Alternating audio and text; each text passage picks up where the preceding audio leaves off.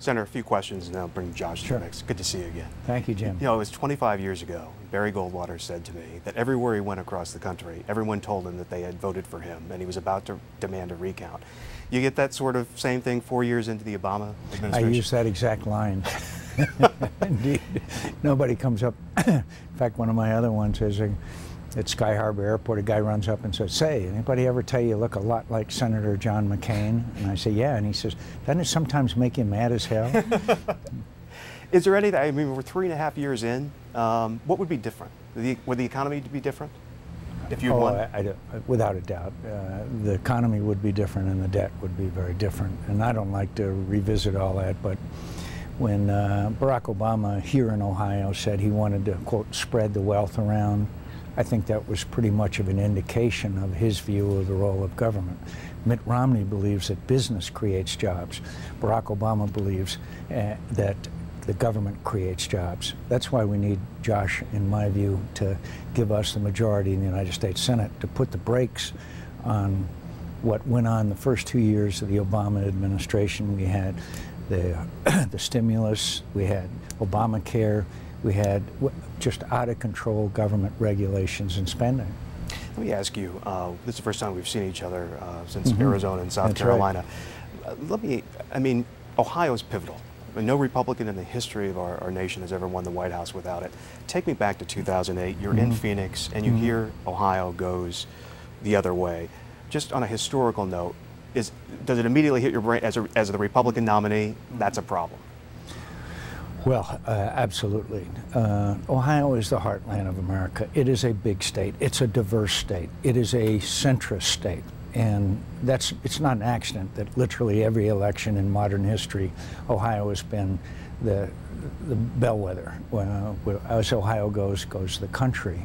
And that's why so much attention is going to be placed on Ohio, and not only on the presidential campaign, but on, obviously, the Senate campaign. We Republicans feel, one, we need a partner for Rob Portman. We also want to make sure that the next generation, which I believe Josh represents, of Republican leadership is there in the Senate.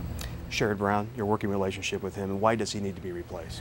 Oh, I would be glad to work with him as I would with anybody, but there's no doubt he's way over on the far left of the political spectrum. Look at the people who give him grades. He almost didn't vote for Obamacare because it wasn't liberal enough. I mean, remarkable when you think about it. Every big spending bill he supported, every agenda item of the Obama administration, he has supported. I think they're going to have, people of Ohio are going to have a stark choice. And that's sort of the point you've been making in this campaign, Josh, right? It is. There's a stark choice between Sherrod Brown and me. It's a generational choice as well. He's been running for political office since Richard Nixon was president. He's been in Washington for 2 decades, and his policies are way to the left of the state of Ohio. He was named the most liberal senator in the United States of America, and we believe it's time for a new generation of leaders, folks who look a little different, feel a little different, sound a little different, and like Senator McCain are willing to take on both Democratic leaders and Republican leaders, political bosses on both sides of the aisle, to move the ball on the field economically for our state and country. Senator, we had many conversations in 2008 before the South Carolina primary about Mitt Romney. You weren't a fan then. What's changed? Why is he it this year? We were competitors, but there was, and after the primary was over, no one worked harder on part of my campaign than Mitt Romney did. And even though we had some exchanges, it was nothing like the kind of nastiness, frankly, that characterized this last primary. And it's very important that our party come together now. I think they are, but no doubt that the kind of campaign that was waged increases the unfavorables of Mitt Romney and makes it harder to win. But I'm confident that he will win, but he's got a steeper hill to climb. Last week you talked about some of the potential vice presidential picks that Romney might have. Rob Portman was not one of the ones you listed. Would he be a good pick for Mitt Romney? Oh, absolutely. You know, I always leave somebody's name out when they go through this list and I hear from their supporters. But Rob would be, look, Rob Portman is a senator that understands the real challenge of America, and that's the economy. He understands these numbers. He understands and has outlined a jobs program for America. And Josh will make I believe, a great partner because of his military and national security experience. Just a couple other quick things. Are you concerned that Rick Santorum moved this party for candidates like Josh Mandel too far to the right, where they're going to have to reposition, particularly, as you said, in centrist states like Ohio? I think that the whole tenor of the campaign and the unlimited amounts of money, these quote super PACs, have increased the unfavorables of all of us.